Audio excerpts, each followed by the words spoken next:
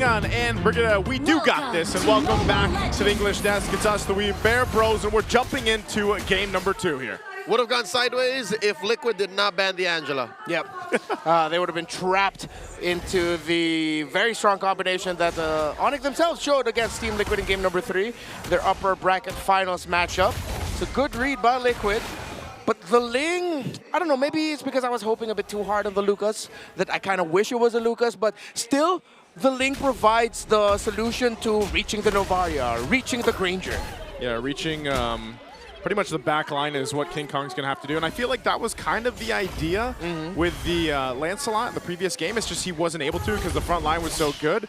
Maybe this time with a Ling's kit, it's a little bit easier, right? Yeah. And then, of course, you have diversions, which you can consider on later for that, too. Look at this Sanford, 6-0, by the way, on the glue. We forget about all the time. Yeah, undefeated on the glue. So let's see if ONIC can put a stain on that. Yesterday, a stain was placed on the jawhead of JP, which was 10-0 heading into the playoffs.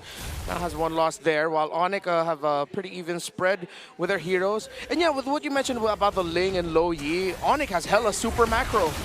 JP jumping in, looking to give Brusco a little something.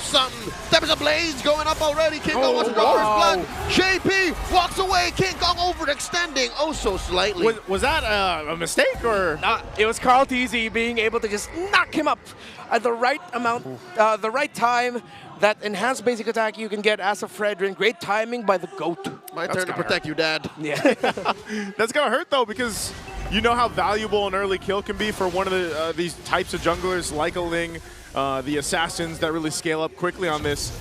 They might still look to make some plays early on for ONIC Philippines, but man, look at this. Good echo thrown out by Sanji, setting it up. Very low, Daddy JP. Kirk draws first blood. Oh, but Carl TZ goes ahead and gives Brusco his first death as well. And another one, Sanji sniping from downtown.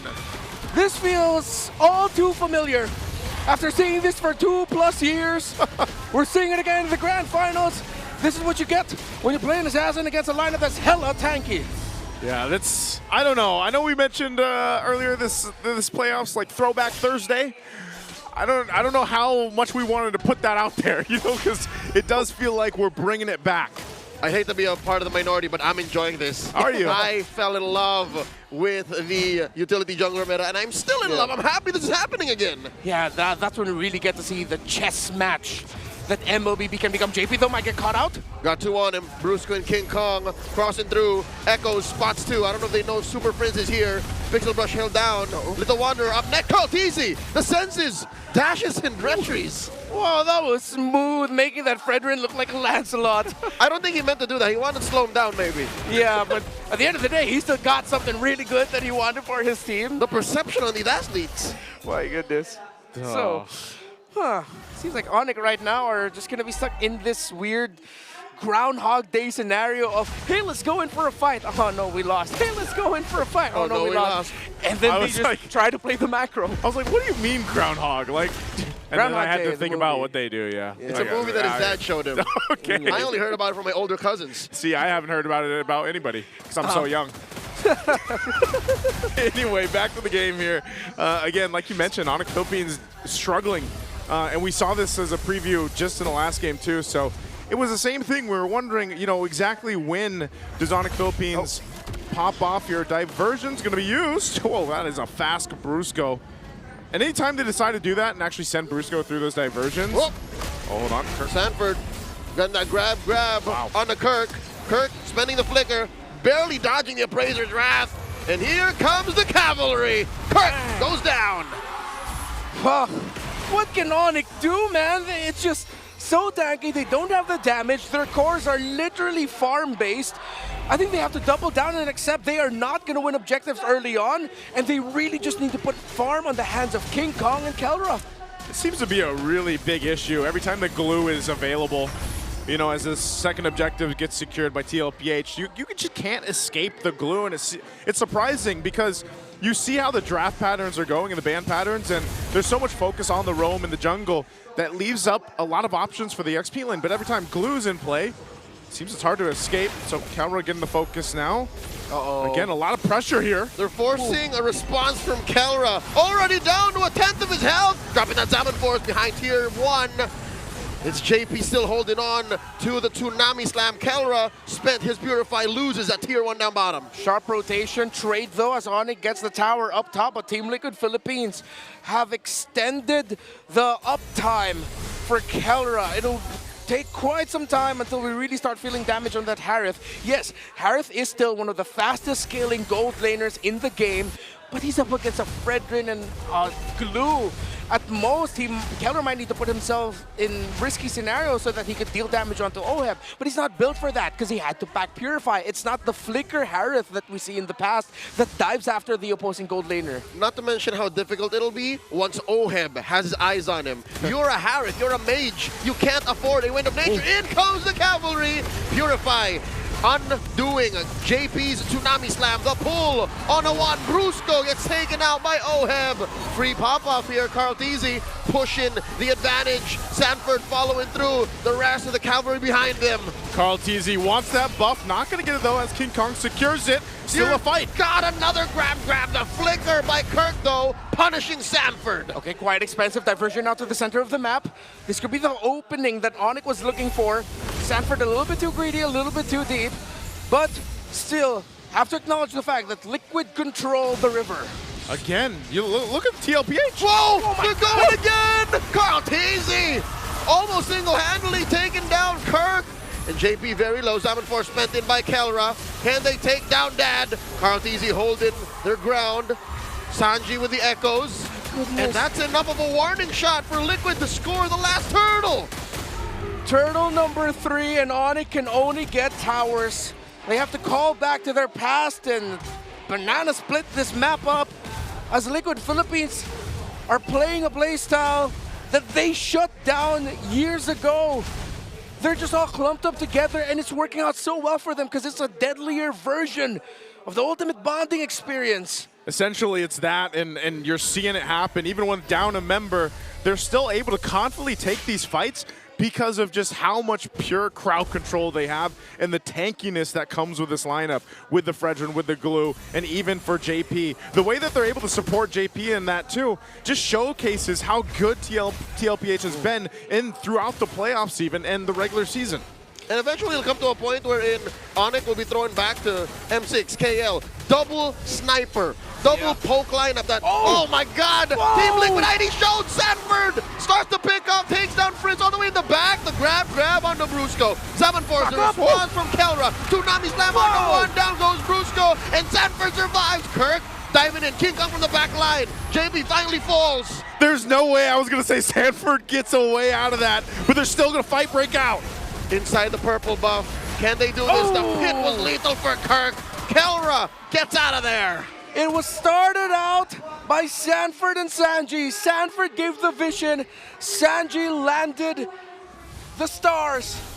And the duo that took over the world as kids are now staring down the gods as men. The Glue and the Novaria together have been sublime in this game number 2.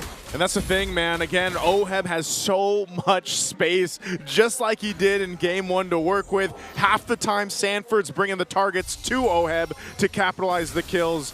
Again, regular season MVP OHEB here looking to have a similar game from Game 1, if not a better one. ONIC Philippines has to go ahead and some way, somehow, find an adjustment to these team fights breaking out. Oh my God, 2,000 between OHEB and Kelra. OHEB early on in the season shouting, I have no money. Look at this. How many times has he scored PPI rich guy all season long? The storyline of the season. OHEB crying out, I got no money, it's fake news. You can ask my mom, my coach. We call Cap OHEB. He's loaded in game right now, and this is the Lord for the taking here. Very fast. Liquid is blitzing it. Kirk and Brusco knows they can't afford to do this. They collapse on the 2. Echo thrown out. Kelra gets it. Oh, slicing through that lineup of TLPA. Go! Zaman Force, look at that back line. Tempest ablaze on the OHEB. King Kong shutting him down. Still no kills for Liquid. Down goes 4. The Super Fam dismantled the cavalry. What just happened? in a matter of a second, ONIC Philippines comes back and wins and turns things around in this game. They finally hit their power spike. Team Liquid clumped up together. King Kong, perfect entry. Kelra with the damage. ONIC are online and Liquid are worried. Kelra dropping that Zaman Force underneath tier 3 up top, penetrated the base of TLPH. Echoes thrown out just to make sure that ONIC are truly retreating. But the gold lead swings. Suddenly, it's now ONIC up by 500. And I don't know if that was just the matter of they got outmaneuvered when ONIC Philippines came in and King Kong saw blood and he was able to go for it on the right targets.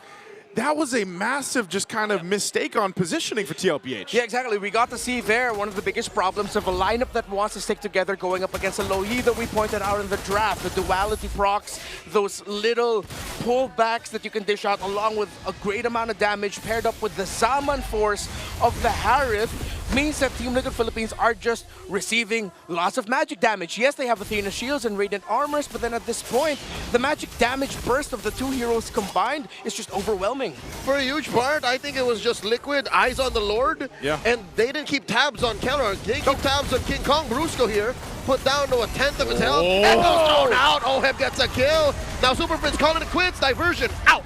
Defensive diversion on out, but man, look at the range that TLPH has. That seems to be a big problem when either you're getting shot from a distance from Sanji or OHEB. And now they're on the defense here for the base. The shield's gonna pop in the mid, but Lord was handled. So ultimately, ONIC Philippines, they found themselves more time, but they have to keep King Kong pushing across the map as well. It's crazy how disgusting Sanji's damage is, because for majority of this game, he's mostly just had the glowing wand and the blood wings. He just built up the lightning truncheon. The fact that he went for the magic penetration boots and he did pair up with rupture as well, maybe that's where that damage is coming from. But then at the same time, he has so much forward vision that he can maximize the damage right at the end of the animation of the Astral Echo. This is what you guys are Star talking Shatter. about. Yeah, the Shatter is it's tough to deal with, but look at the gap is still there. You guys pointed this out earlier on.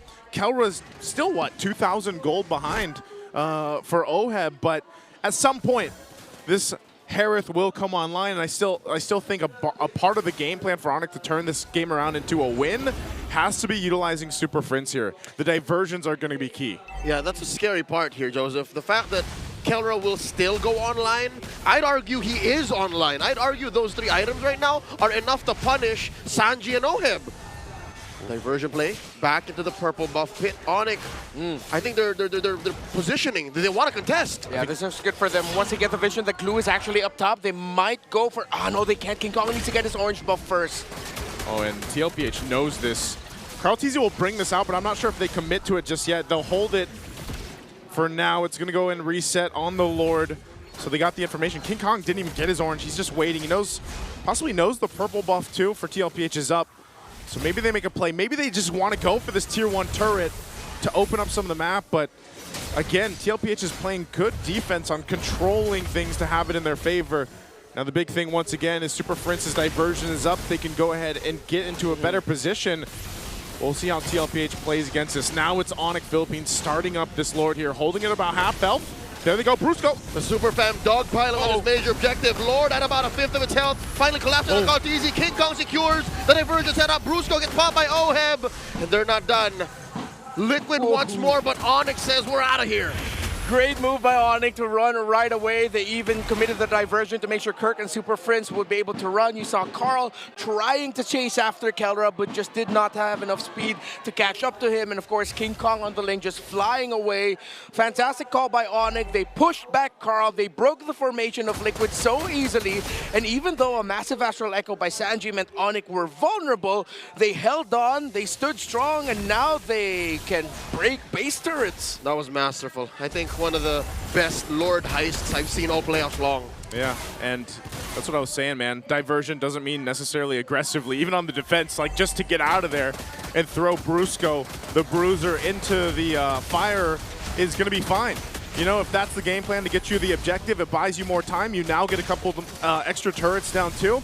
And it gets to a point where ONIC Philippines should be in fighting position, but you're seeing a preview of TLPH's defense that they can actually still pull off with this lineup. So it might be a couple more minutes before ONIC Philippines can actually get into the base to end it here. Yeah. ONIC needs to keep this formation tight. Just send King Kong to the far lanes.